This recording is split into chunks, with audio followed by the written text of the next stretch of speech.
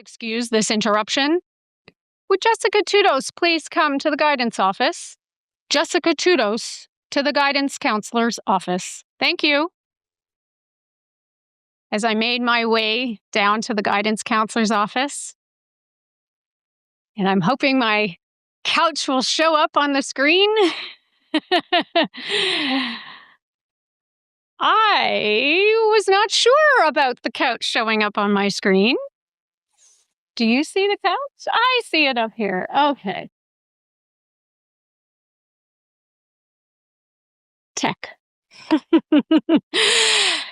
was ushered into the guidance counselor's office, and Miss Baddeley showed me to the green couch, this upholstered, very old couch with very soggy cushions. And I sat down, and she looked at me and she said, Jessica, I think there's a problem.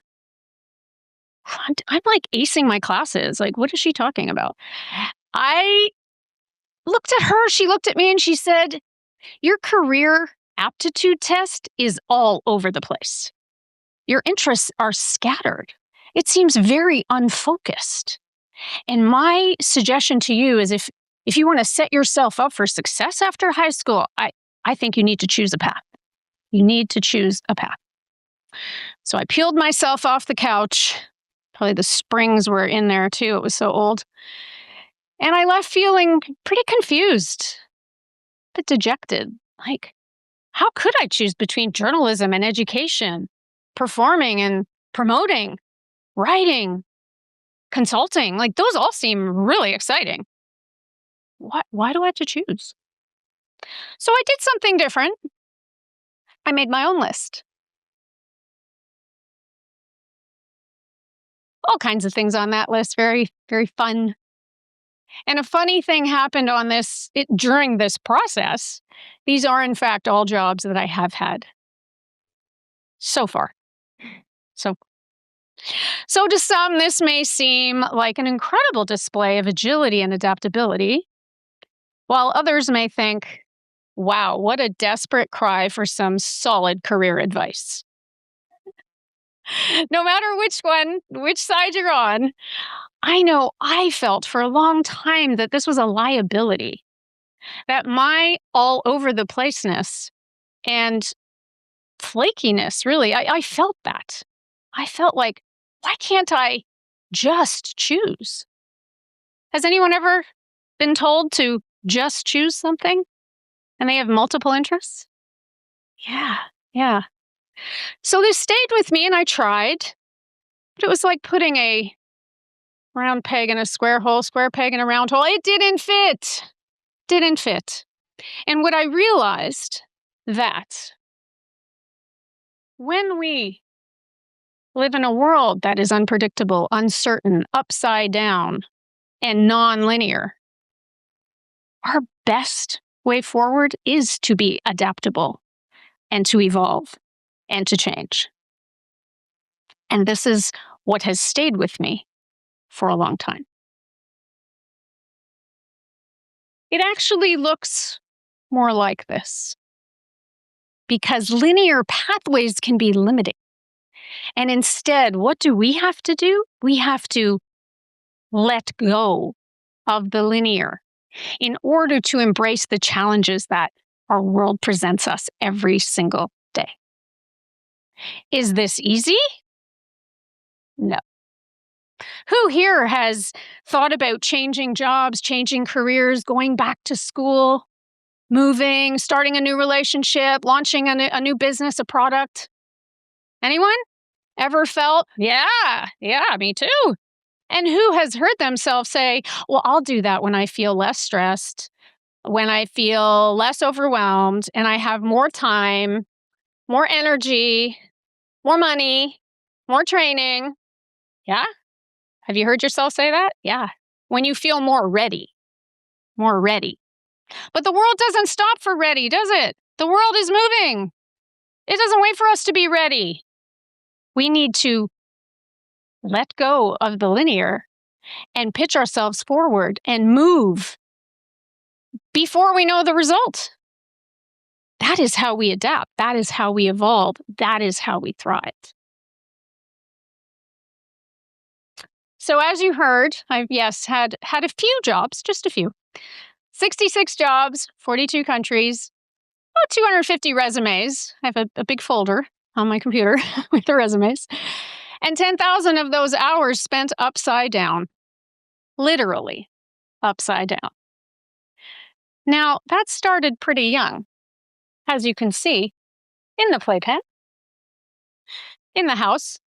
I don't have a picture of me jumping on a bed, but that would definitely be in there. And all the way to the Olympic stage, competing for Team Canada. A very proud moment, indeed. Thank you. Thank you. And what is that about being upside down? Who here has been upside down? What does it feel like? Feels like freedom. Feels like a new perspective. You get to see things in a new way. There's momentum. And isn't this what life is all about? And what career development can be and should be? Yeah. So upside down is a way forward. It's a way to move in our crazy world that is moving very quickly. So I have a question. Has anyone here ever done a cartwheel? Or seen other people do cartwheels? Yeah, maybe you're like, no, not for me, thanks. But if you see, and especially kids, right? Kids love cartwheels. I was that kid. And cartwheels have this incredible momentum to them. There's 3 steps. You have to pitch yourself forward and trust that your hands are going to catch you, your arms. That's the second, upside down. So you're leaning in, you're not sure what's going to happen. Then you're upside down, held up by your hands, seeing a new perspective, and then you're landing. Maybe you're sticking it perfectly like you want to do in gymnastics. Maybe you wobble, or maybe you flat out fall, which I actually did at the Olympic Games in front of 15,000 people. Not what I planned. Again, life. But did I get back up and finish? Absolutely. That's what we do. That's what we do. And this cartwheel has been my best teacher. Cartwheels are incredible teachers. This motion before knowing what the outcome is.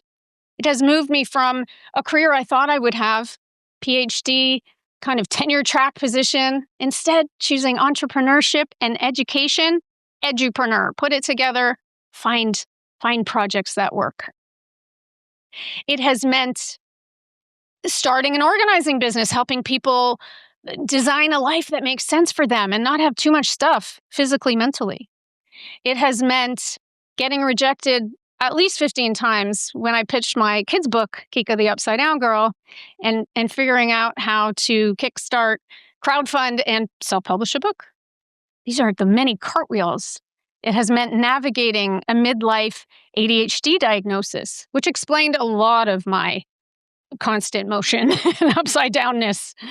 Definitely letting go of the linear path. That expectation that we've had, that many of us had, that this is the way we must do it.